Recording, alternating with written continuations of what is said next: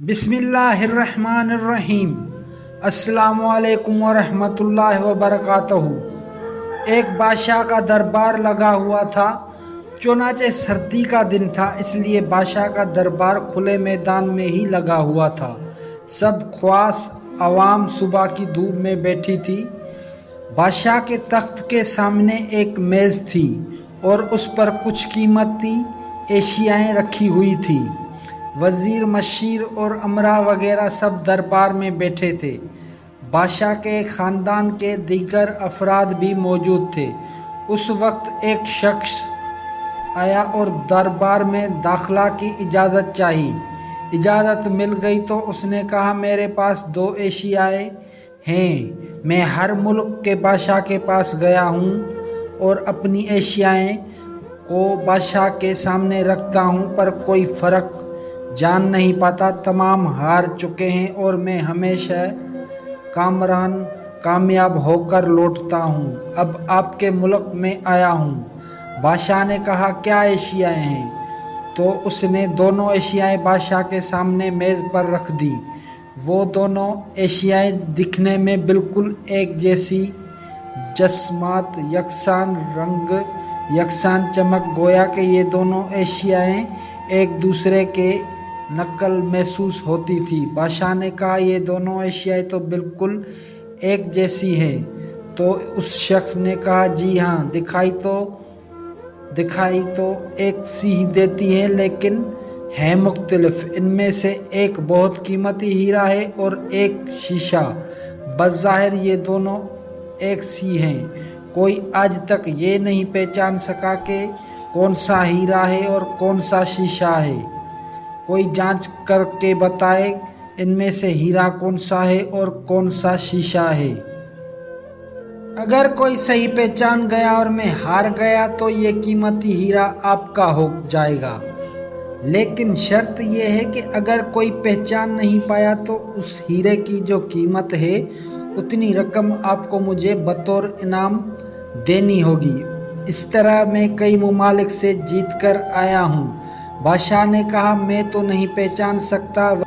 वज़ीर और मशीर बोले, हम भी जांच नहीं सकते क्योंकि दोनों बिल्कुल एक जैसे हैं। सबको गुमान था कि अब तो शिकस्त ही मुकद्दर है, लेकिन शिकस्त पर इनाम का मसला भी नहीं था क्योंकि बादशाह के पास बहुत दौलत थी।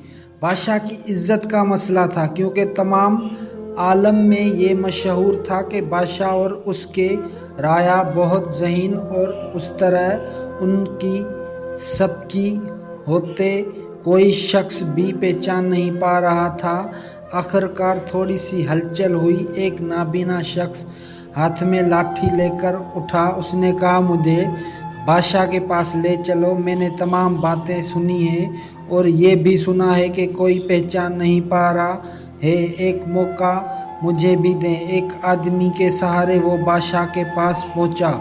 उसने बादशाह से दरख्वास्त की कि ऐसे तो मैं पैदाइशी नाबीना हूँ, लेकिन फिर भी मुझे एक मौका दिया जाए, जैसे मैं भी एक बार अपनी जहानत को जांच सकूं और हो सकता है कि कामयाब भी हो जाऊं, और अगर कामयाब ना भी हुआ तो वैसे भी आप तो हारे हुए हैं। बादशाह को महसूस हुआ कि इसको मौका देने में क्या हर्ज है। बादशाह ने कहा कि ठीक है। इस नाबीना शख्स को दोनों चीज़ें छूने के लिए दे दी गई और पूछा गया, इसमें कौन सा हीरा है और कौन सा शीशा है, यही आपको मालूम करना है। उस आदमी ने एक ही लम्हे में कह दिया कि ये हीरा है और ये शीशा है। जो आदमी इतनी जगहों से जीत कर आया था वो बहुत हैरान हो गया और कहा, ठीक है, आपने सही पहचाना, आपको मुबारक हो। आपने वादे के मुताबिक ये हीरा बादशाह का हुआ। तमाम लोग बहुत हैरान हुए कि एक नाबीना शख्स ने कैसे जान लिया कि असल हीरा कौन सा है, और सब ने यही सवाल उस नाबीना शख्स से किया। उस नाबीना शख्स ने कहा कि सीधी सी बात है, धूप में हम सब बैठे हैं। मैंने दोनों को छूकर महसूस किया, जो ठंडा रहा वो हीरा, जो गर्म हो गया वो शीशा।